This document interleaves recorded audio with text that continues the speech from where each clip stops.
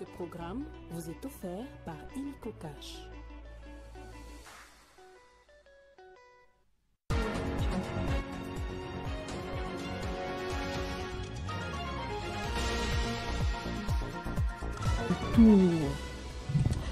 Exclusion du café et des cacao congolais du marché de l'Union européenne, c'est une décision injustifiée selon le ministre du Commerce extérieur de la RDC.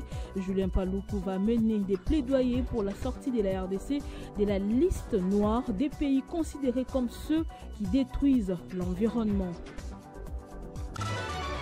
Menace des grèves des médecins des hôpitaux publics après un échange avec le blouse blanche. Doudou Fouamba, ministre des Finances, les a rassurés de l'activation des banques pour les paiements progressifs de leurs salaires.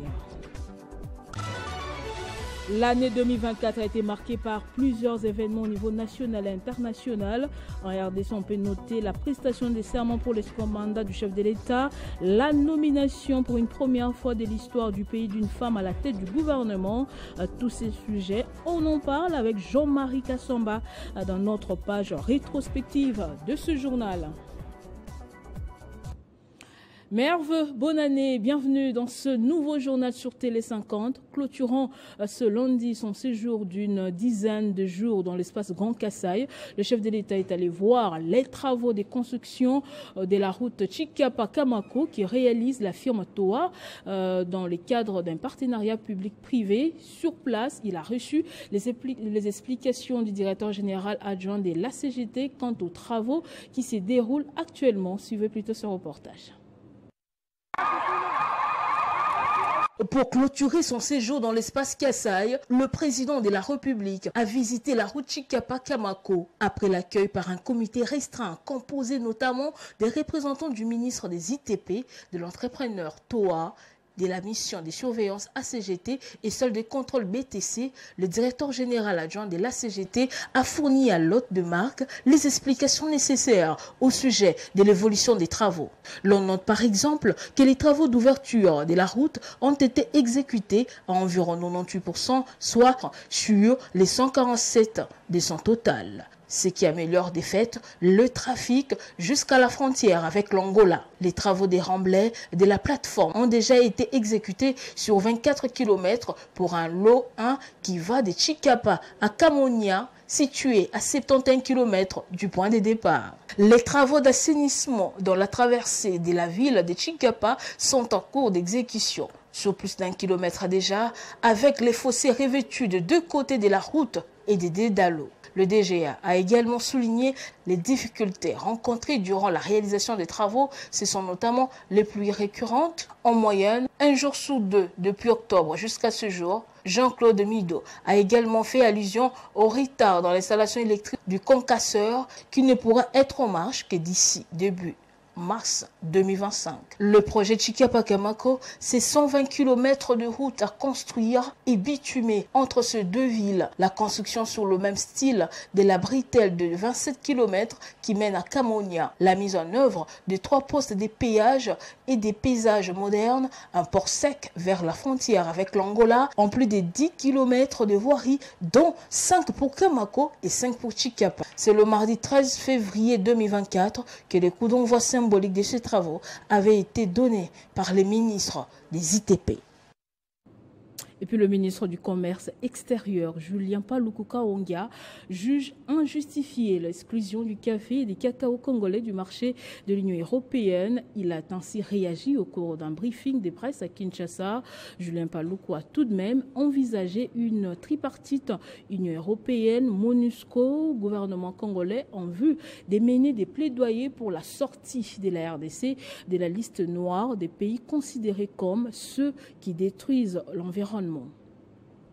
Devant la presse, tant nationale qu'internationale, le gouvernement congolais, par le biais du ministère du Commerce extérieur, a indiqué que la décision de l'Union européenne ne se justifie pas car le café et le cacao congolais ne sont pas produits dans les zones victimes de la déforestation, plutôt dans les zones de ces terres arables. Par conséquent, elle ne doit pas être sanctionnée en décembre 2025 par le motif de la déforestation, a insisté Julien Paluku Kaongia. Face à cette guerre économique que l'on veut imposer à la RDC, le gouvernement congolais ne tardera pas d'appliquer la réciprocité en diplomatie commerciale et économique au cas où l'Union européenne mettrait en application sa décision en menaçant ainsi ses intérêts, a ajouté le ministre du Commerce extérieur au cours de ce briefing presse co-animé avec son collègue de la communication et médias, porte-parole du gouvernement, Patrick Mouyaya. Nous, on ne va pas prendre des décisions épidermiques. Nous allons renforcer les dialogues avec l'Union européenne, une tripartite, Union européenne, MONUSCO et gouvernement. Pourquoi la MONUSCO? Parce que la MONUSCO est déployée dans toutes les parties où il y a les conflits pour certifier que les champs desquels sont ici les productions de cacao ne sont pas des champs qui sont défrichés à partir des forêts. C'est de renforcer en fait l'Agence nationale de promotion des exportations, l'ANAPEX, l'ONAPAC et l'OCC, pour que désormais nous puissions avoir une certification nationale. Rappelons que le café et le cacao sont plus produits à Beni au Nord Kivu, en Ituri, dans la Chopo et dans l'espace Grand Équateur. Et face à Doudou Fouamba, les délégués du syndicat national des médecins ont soulevé des questions liées à la paie complémentaire du personnel du secteur de la santé, ainsi que plusieurs recommandations touchant aux réalités de leur secteur afin d'éviter à la nation un probable mouvement des grèves dans les jours à venir. À l'issue de cette réunion élargie au ministre de la Santé publique et les vice-ministres du Budget, le ministre des Finances, Doudou Fouamba, a annoncé le déclenchement du paiement des salaires des blouses blanches du secteur. L'année 2024 s'achève dans quelques heures. Elle a été marquée par plusieurs événements au niveau national et international.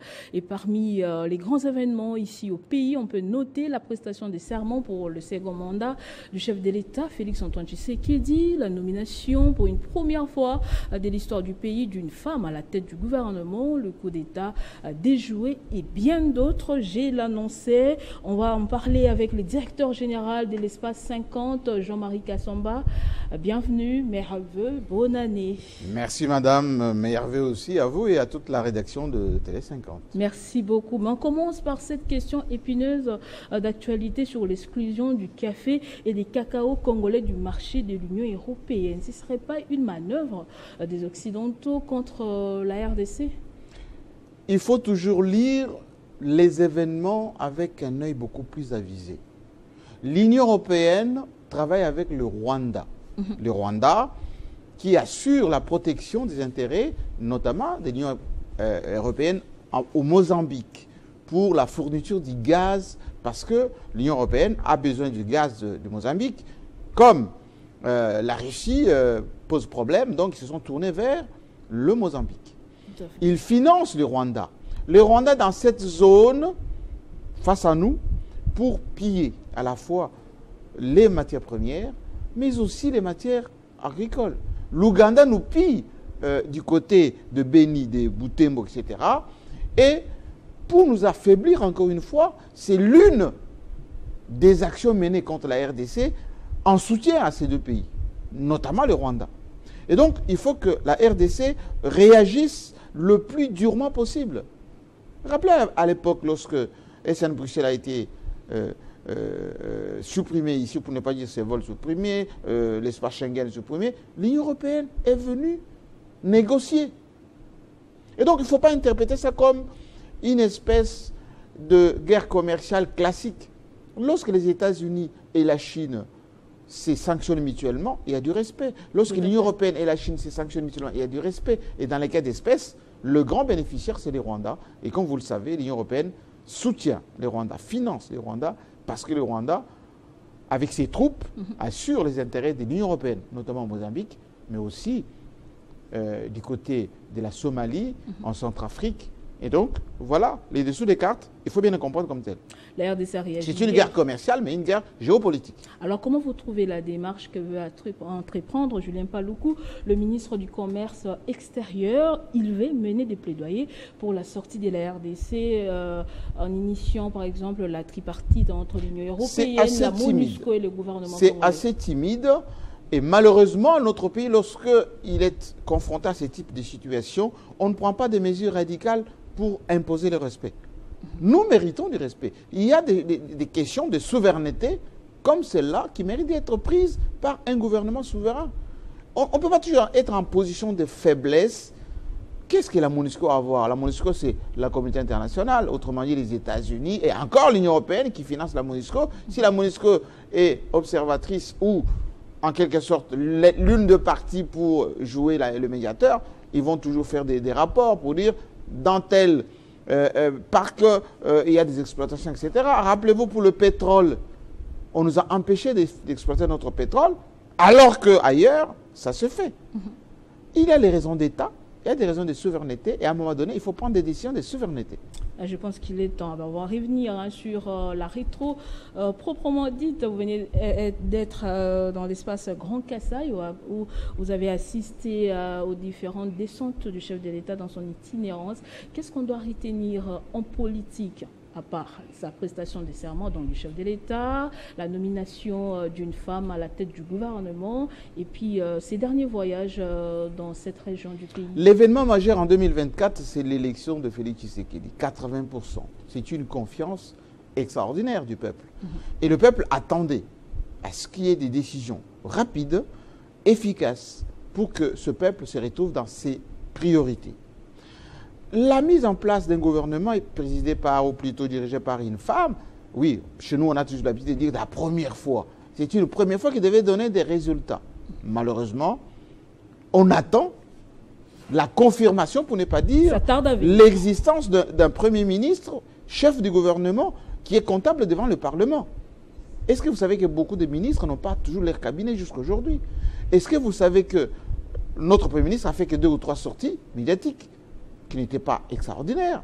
Est-ce que vous savez qu'il y a des ministres, par exemple, qui ne donnent pas suite, parfois, à certaines décisions? Et donc, tout ceci pose un problème d'efficacité. Le peuple attend des résultats d'un gouvernement qui tergiverse encore, qui se cherche encore, qui est timoré encore, et le temps passe.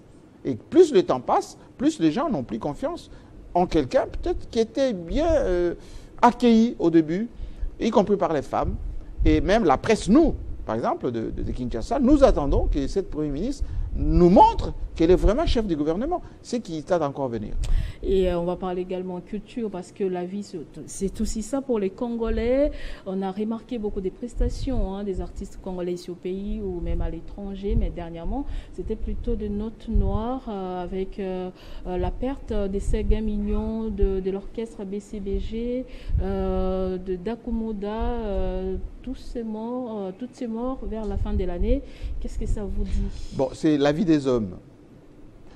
Point positif, notre musique revient aujourd'hui sur les grandes places, Paris, États-Unis, Bruxelles, un peu partout, alors que les combattants d'alors avaient tué notre musique au détriment de la musique ivoirienne, la musique ghanéenne, nigérienne, etc. C'était une très très mauvaise maladresse de la part de nos compatriotes. Heureusement qu'on a eu des artistes comme Fally Ipupa, comme Koffi Olomide, comme Nyoka Longo, etc., qui ont été d'une témérité exemplaire. Pourvu que ça continue. On vient d'avoir une belle salle, ici à Kinshasa, le centre culturel, avec les financements d'alors du président Kabila, consolidé aujourd'hui et inauguré par le président Tshisekedi. C'est ça la continuité de l'État, c'est une très bonne chose. Il nous faut un gestionnaire de ces centres pour faire rayonner notre culture au plan international avec des événements, avec des festivals, avec aussi, surtout, des productions audiovisuelles de qualité. Malheureusement, on a perdu quelques têtes, notamment Dakumoda, Ségué Mignon, etc. C'est la vie des hommes. Il y a la vie, il y a la mort, mais l'essentiel est que les artistes ne meurent pas. Linda va continuer, les battements, ou pour ne pas dire la rythmique des Ségué Mignon va toujours faire trémousser, on va dire, les mélomanes.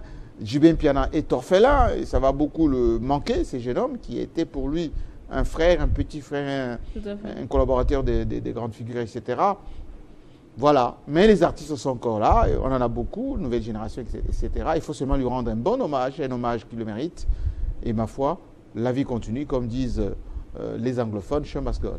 Et en sport, la RDC a organisé pour la toute première fois une Coupe d'Afrique des Nations de handball senior dames qui a été précédée du championnat des bourses grâce aux infrastructures que nous possédons actuellement après l'organisation de Jeux de la francophonie. Bonne chose, mais vous avez oublié de signaler qu'on a perdu aussi une grande figure de notre sport, Mutombo Dikembe, qui n'a pas été ramené au pays, malheureusement, qui est enterré aux États-Unis, mais qui a marqué quand même le sport dans notre pays et surtout l'image de la RDC.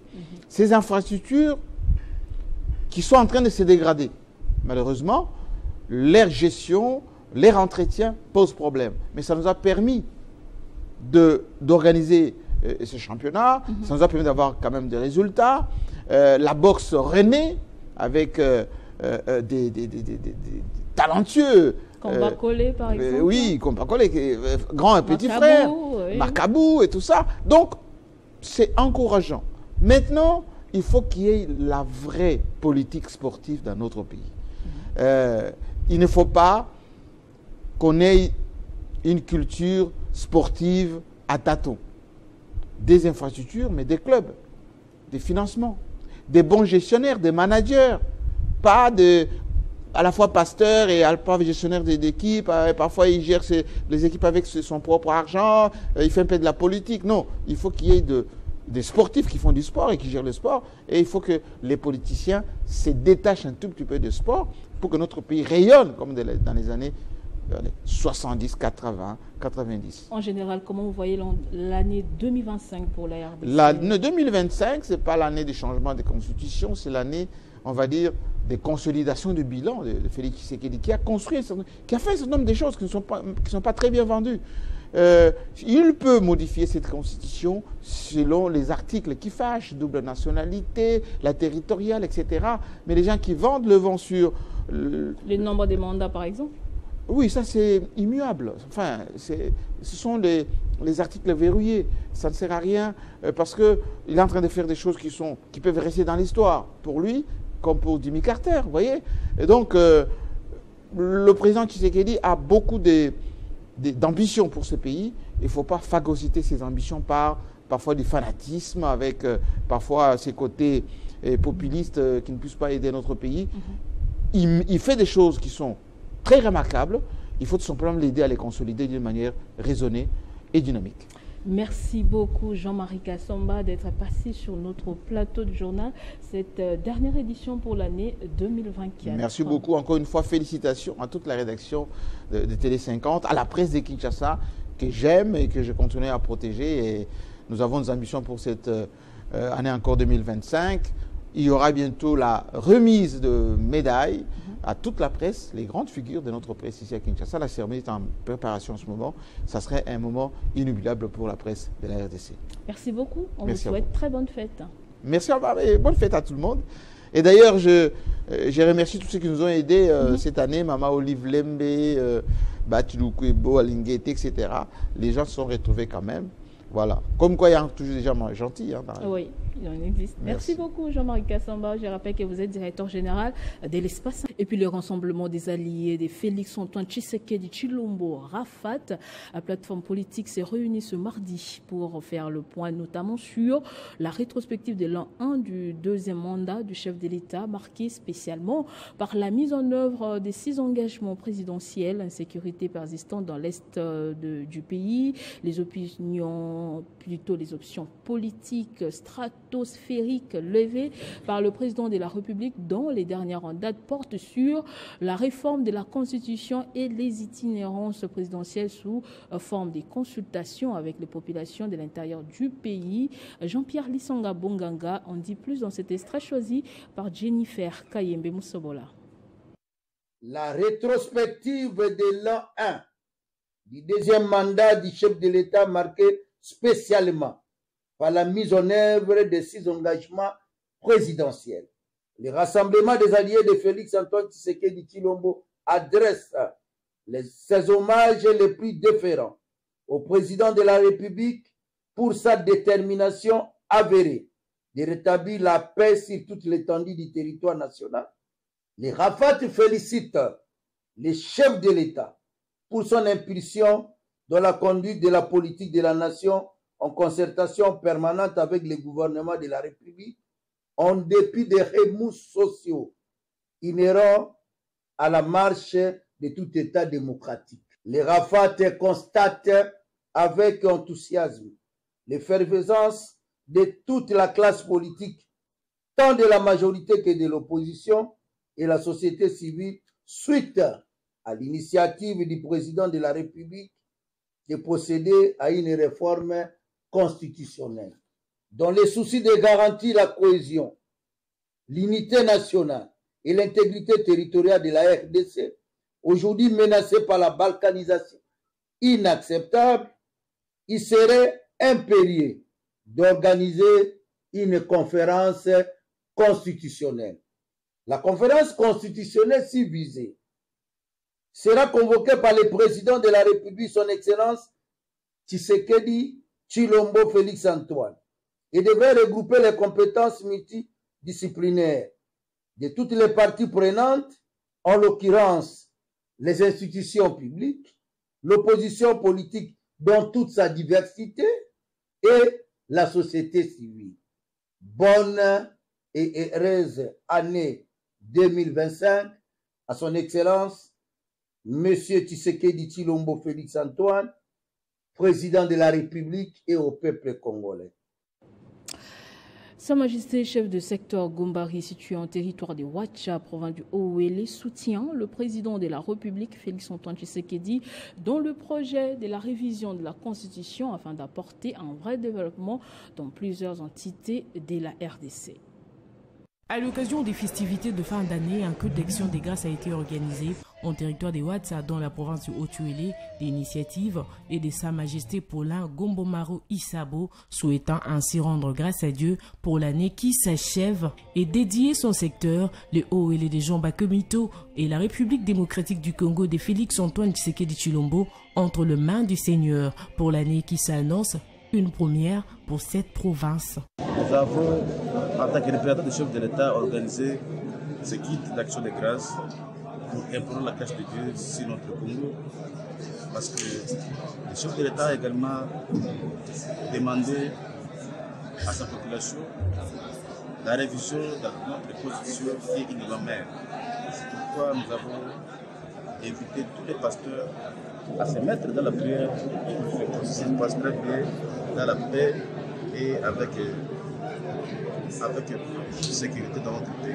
Dans son mot des circonstances, le chef Paulin Gombomaro a invité sa population à s'adhérer à la vision du président de la République, celle de la révision constitutionnelle. Ce que nous lançons à notre population du Haut-Uélé est d'abord celui de s'approprier les projets de développement et son excellence, le gouverneur de province Jean Bakomito a amené dans le pays. Au moment où je parle, notre province est une province châtée. Pourquoi? Parce qu'on peut voir sur toutes les routes, que ce soit national ou provincial, dans notre province de Haut-Uélé, les enjeux de génie civil sont à pied d'œuvre pour soulager notre population. Par ailleurs, il invite les hommes des dieux de ces coins à toujours prêcher l'amour, la paix et l'unité.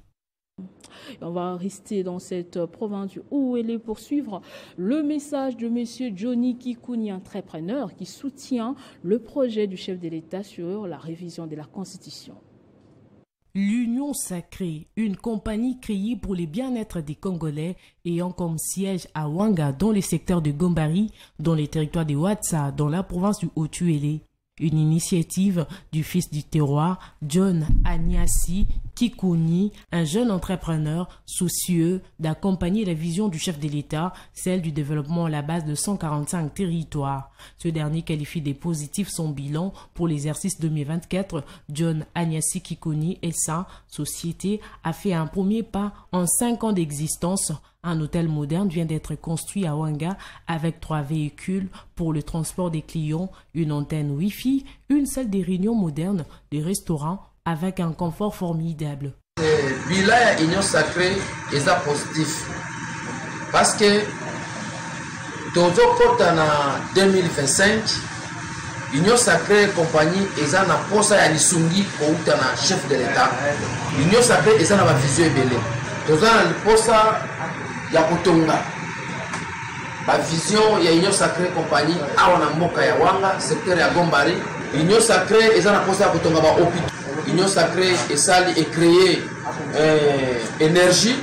Le patron de l'Union Sacrée Compagnie, John Agnasi Kikoni, tend la main au président de la République et projette de construire un hôpital moderne en 2025 qui va desservir la population du Haut-Tuélé avec des scanners et disposera de son personnel pour l'exploitation de l'or dans les secteurs de Gombari. Au Kasaï central, les autorités politico-administratives ont spolié la division provinciale du genre femmes et enfants. Sans adresse depuis une année et quelques mois, la chef de division ainsi que la directrice pays de l'ONG Femmes Main dans la main pour le développement intégral, Nathalie Kambalé, lance un SOS à l'endroit du chef de l'État Félix-Antoine Tshisekedi.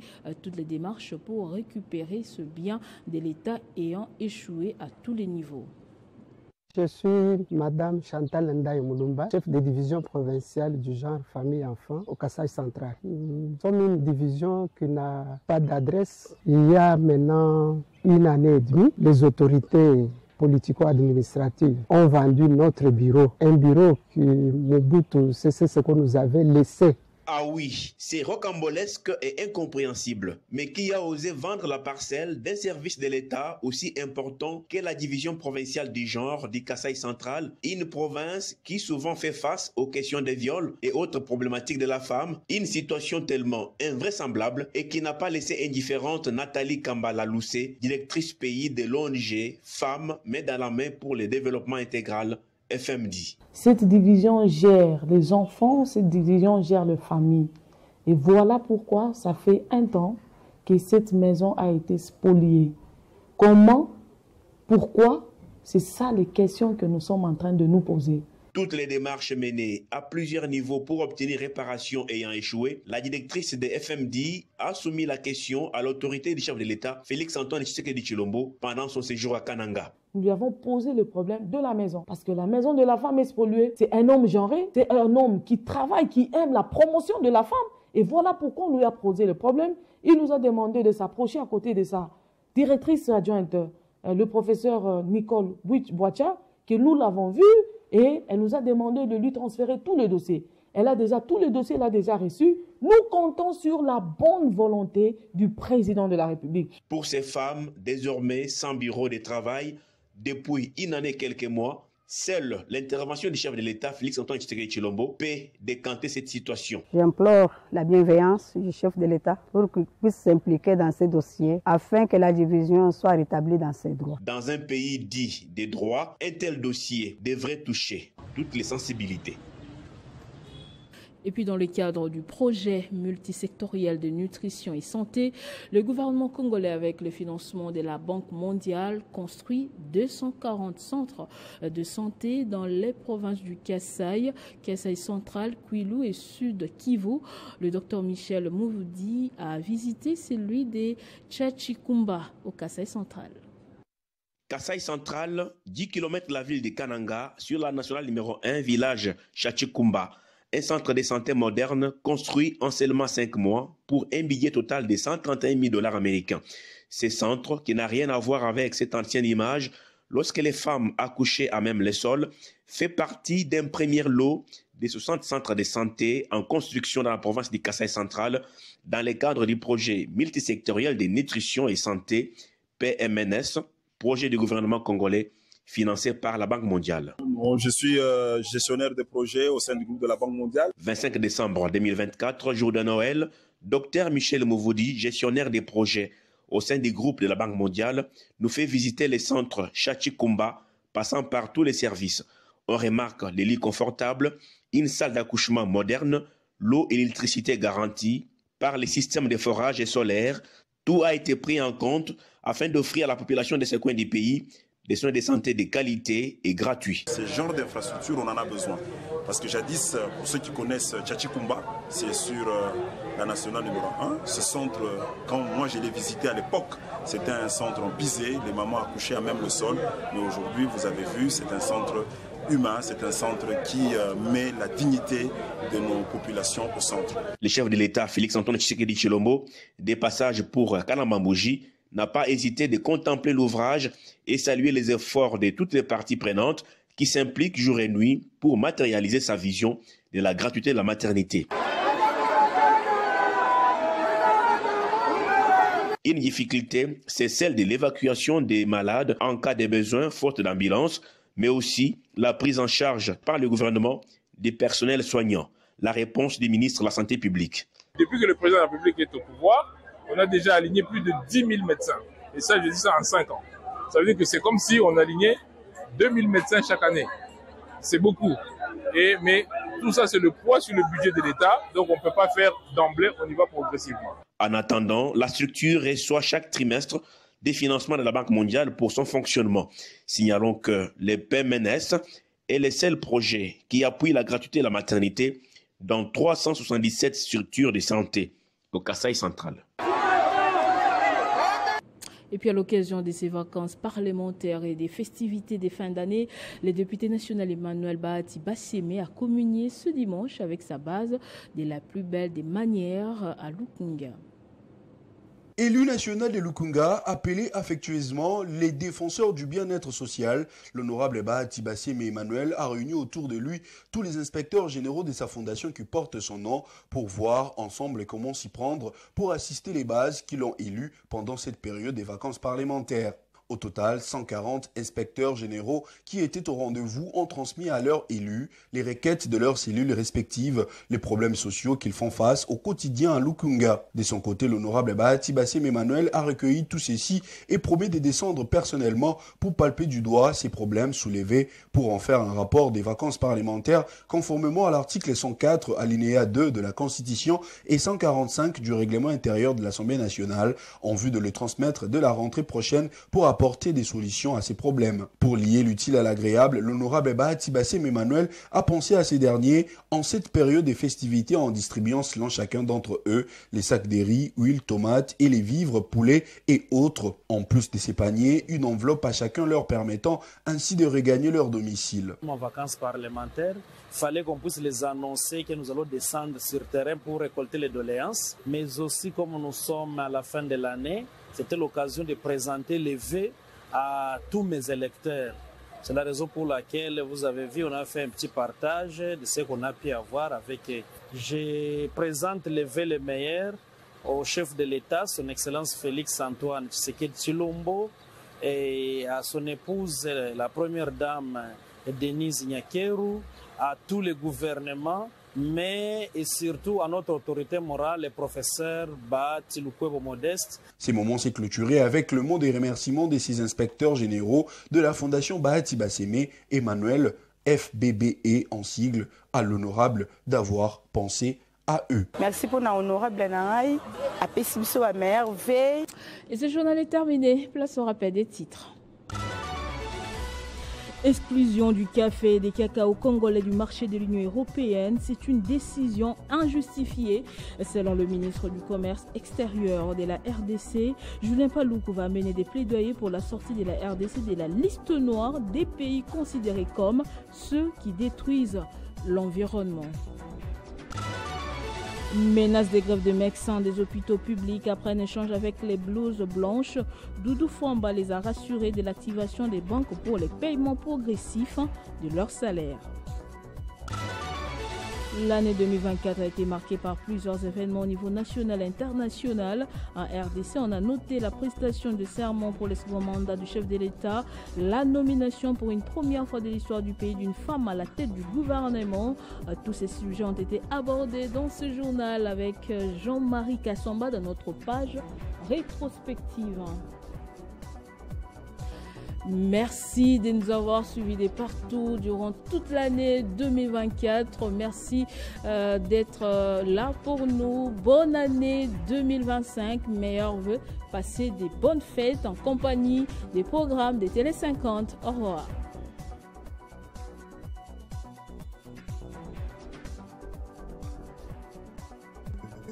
Retrouvez toute l'actualité en continu sur www.tele50.cd. Ce programme vous a été offert par Illico Cash.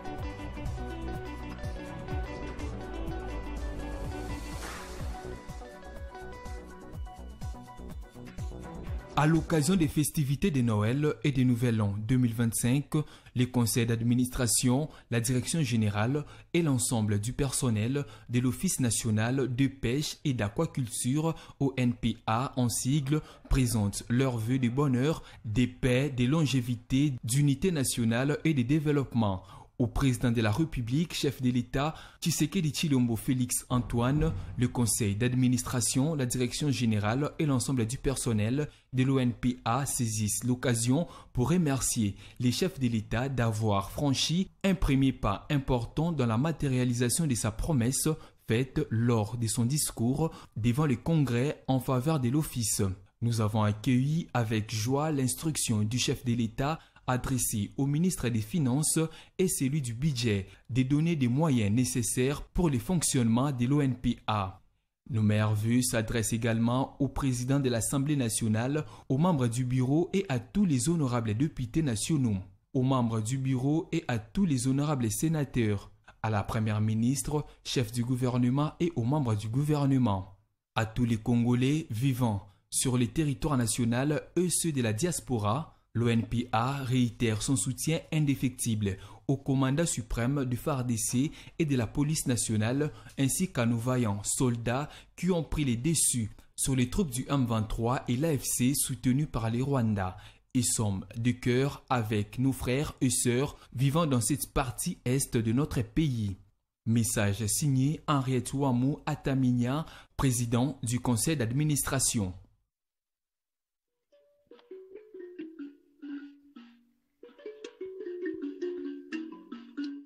Excellences, Monsieur le Président de la République, en ce moment de transition vers une nouvelle année, c'est avec une profonde reconnaissance et un grand respect que les agents de l'Institut des musées nationaux du Congo et moi-même vous adressons nos vœux les plus chaleureux. Sous votre leadership éclairé, Excellences, Monsieur le Président de la République, nous sommes témoins de votre soutien accru aux initiatives culturelles et patrimoniales, renforçant ainsi la mission de l'IMNC de préserver, valoriser et transmettre notre riche histoire culturelle. Que cette année soit porteuse de paix, de prospérité et de succès dans votre haute responsabilité au service de la nation. Avec tout le respect dû à votre rang, nous vous souhaitons, ainsi qu'à votre famille, une excellente année 2025, pleine de santé et de bonheur.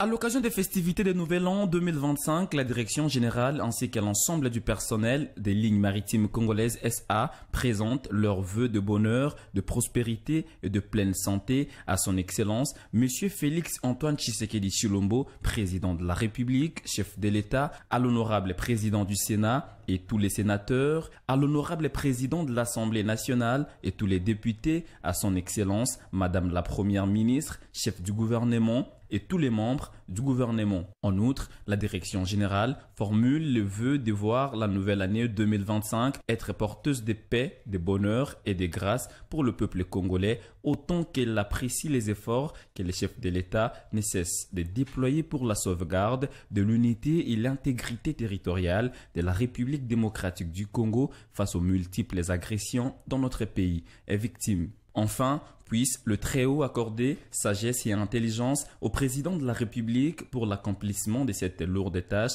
d'amener à bon port la destinée de notre cher et beau pays, la République démocratique du Congo. Pour les LMC, Jean-Claude Mukindimbiya Mwenza, directeur général. Message de vœux de la Caisse nationale de sécurité sociale des agents publics de l'État à son Excellence, Monsieur le Président de la République, Félix-Antoine Tshisekedi Tshilombo, chef de l'État, à l'occasion des festivités des fins d'année 2024. Excellence, Monsieur le Président de la République, avec l'expression de nos hommages les plus déférents, l'année 2024 qui se termine sur une note d'espoir n'a pas été de tout repos pour vous.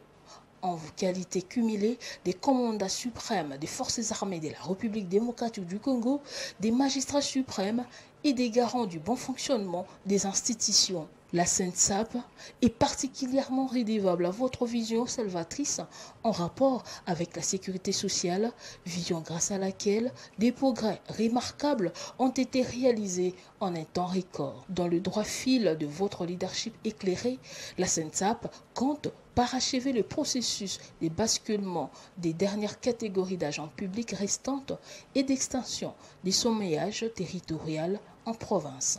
Pour tous les défis qui restent à relever, les agents et cadres de la SENSAP formulent à l'unisson à votre auguste intention le vœu de bonheur, santé, de prospérité et de longévité au cours de l'année 2025 qui s'annonce comme une année d'accomplissement pour l'ensemble de la communauté nationale. Que la providence divine demeure à jamais votre partage. Fait à Kinshasa le 30 décembre 2024, communiqué signé par Mata Melanga Junior, directeur général de la SENSAP.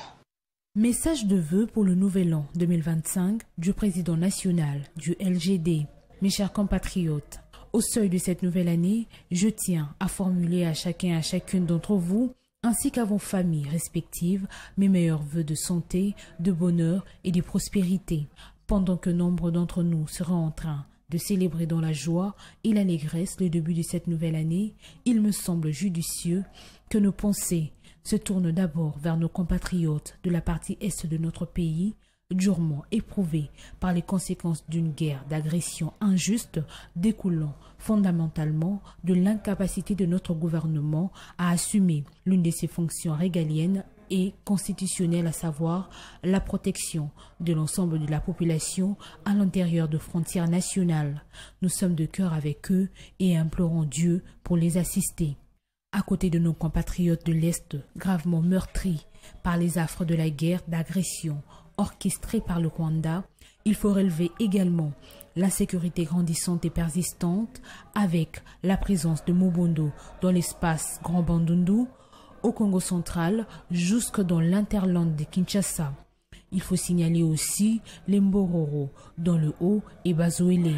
Il convient de noter aussi la montée en puissance du banditisme urbain à travers l'ensemble des grandes villes du pays, avec l'intensification de vols à main armée et des braquages nocturnes, mais aussi au travers du phénomène Kuluna qui s'implante durablement dans nos agglomérations urbaines au point de faire craindre une